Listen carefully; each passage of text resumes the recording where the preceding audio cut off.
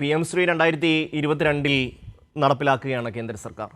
ഇതിനുശേഷം രാജസ്ഥാൻ സർക്കാർ അശോക് ഗെഹ്ലോട്ട് മുഖ്യമന്ത്രിയായിരിക്കുമ്പോൾ ഇതിലാദ്യം ഒപ്പുവെക്കുന്നു.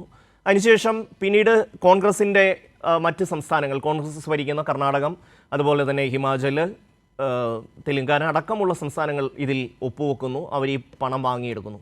നമ്മൾ ഇത്രയും നാൾ പ്രതിരോധിച്ചു നിന്നു.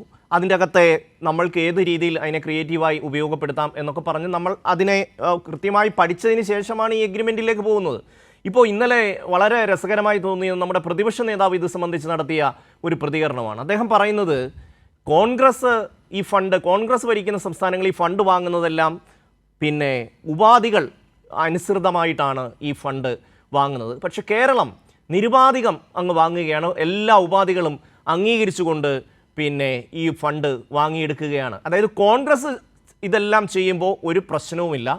LDF സർക്കാർ ഈ പറഞ്ഞ ഇവിടുത്തെ നമ്മുടെ നാട്ടിലെ സാധാരണപ്പെട്ട ഗവൺമെൻറ് സ്കൂളിൽ പഠിക്കുന്ന പട്ടിണിപ്പാവങ്ങളായിട്ടുള്ള മനുഷ്യരുടെ കുട്ടികൾക്ക് ലഭിക്കേണ്ട 1476 കോടി രൂപ വാങ്ങിയെടുക്കാൻ തുടങ്ങുമ്പോൾ അവർക്ക് വലിയ വിമർശനമാണ്. കേന്ദ്രത്തിൽ നിന്ന് ഞാൻ ആദ്യമേ സൂചിപ്പിച്ചതാണ്, കേന്ദ്രത്തിൽ നിന്ന് ഇത്രയും ഫണ്ട് കിട്ടാനുള്ളപ്പോൾ എവിടെയെങ്കിലും ഒരു UDFൻ്റെ MP ആ വിഷയം ഉയർത്തി കാണിച്ചതായി നമ്മൾ കാണുന്നില്ല. പക്ഷെ നമ്മുടെ കുട്ടികൾക്ക് ഫണ്ട് വാങ്ങി എടുക്കുക എന്നുള്ളത് ഈ സർക്കാരിൻ്റെ ചുമതലയല്ലേ? അതെ, ഇതിനകത്ത് പ്രധാനപ്പെട്ട പ്രശ്നം ഈ കോൺഗ്രസ് നേതാക്കൾ KC വേണുഗോപാലും VD സതീശനും അടക്കമുള്ളവർ, പിന്നെ അവർക്ക് താഴേക്കുള്ള ബാക്കി എല്ലാവരും ബോധപൂർവം എത്ര മറച്ചു വെക്കാൻ ശ്രമിച്ചാലും ചില യാഥാർത്ഥ്യങ്ങൾ മുമ്പിലേക്ക് തന്നെ വരും. അതിൽ ഏറ്റവും പ്രധാനം എന്താണ്? ഈ കേന്ദ്രാവിഷ്കൃത പദ്ധതി, സെൻട്രലി സ്പോൺസേർഡ് സ്കീം എന്ന് പറയുന്ന CSS എന്ന് ചുരുക്കി പറയുന്ന സെൻട്രലി സ്പോൺസേർഡ് സ്കീം കേരളത്തിൽ ഇപ്പോൾ തന്നെ 82 പദ്ധതികൾ നടപ്പിലാക്കുന്നുണ്ട് വിവിധ വകുപ്പുകളിലായി. അതിൽ വിദ്യാഭ്യാസ വകുപ്പിൽ തന്നെ 17ഓളം പദ്ധതികളുണ്ട്.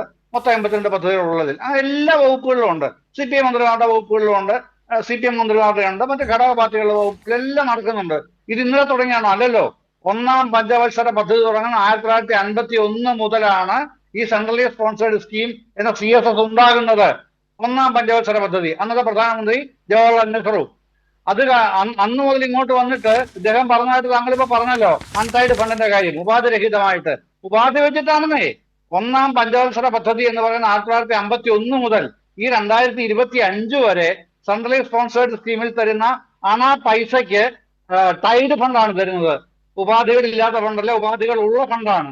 ഉപാധിരഹിതമായ അൺടൈഡ് ഫണ്ട് സെൻട്രലി സ്പോൺസേർഡ് സ്കീമിൽ തരുന്നതേ ഇല്ല, തന്നിട്ടേ ഇല്ല. എന്നിട്ടാണ് ഈ നുണ പറയുന്നത്. കോൺഗ്രസ് നേതാക്കൾ ഇന്നുള്ളത് ഓർക്കണം. അവരുടെ നയങ്ങളെ തന്നെ തിരിഞ്ഞു കടിക്കാൻ നിൽക്കുമ്പോൾ ഇതുവരെ 51 മുതൽ ഇതുവരെ നടന്നെന്താണെന്ന് ആലോചിക്കണം. ഒന്ന്. രണ്ടാമത് 1968 ആദ്യത്തെ ഈ നാഷണൽ എഡ്യൂക്കേഷൻ പോളിസി, രണ്ടാമത്തെ നാഷണൽ എഡ്യൂക്കേഷൻ പോളിസി 1986, മൂന്നാമത്തെ നാഷണൽ എഡ്യൂക്കേഷൻ പോളിസി 2020 ജൂലൈ 29.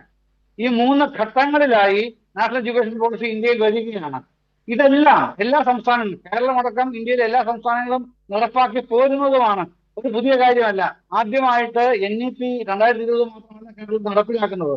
ഇതൊക്കെ വസ്തുതാപരമായി നിലനിൽക്കുന്ന കാര്യങ്ങളാണ്. അതിന്റെ ഏതറ്റം വരെയും ചർച്ച ചെയ്യാൻ മാത്രം ഞാൻ കാര്യങ്ങൾ ശേഖരിച്ച് പഠിച്ചു വെച്ച ഒരു പൗരനും കൂടെയാണ് കേട്ടോ. അതുകൊണ്ടുകൂടെയാണ് പറയുന്നത് ഇത്തരത്തിലുള്ള പിപ്പിടി കാണിക്കലൊന്നും കേരളത്തിൽ വിലപ്പോവില്ല എന്ന്.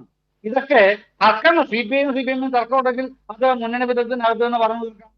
ശേഷിയും കാര്യപ്രാപ്തിയൊക്കെ ഉള്ളവരാണ് CPM നേതാക്കന്മാർ. തീർത്തോളൂ. അത് ആ വെള്ളം കോൺഗ്രസ് തന്നെ വാങ്ങി വെച്ചാൽ മതി.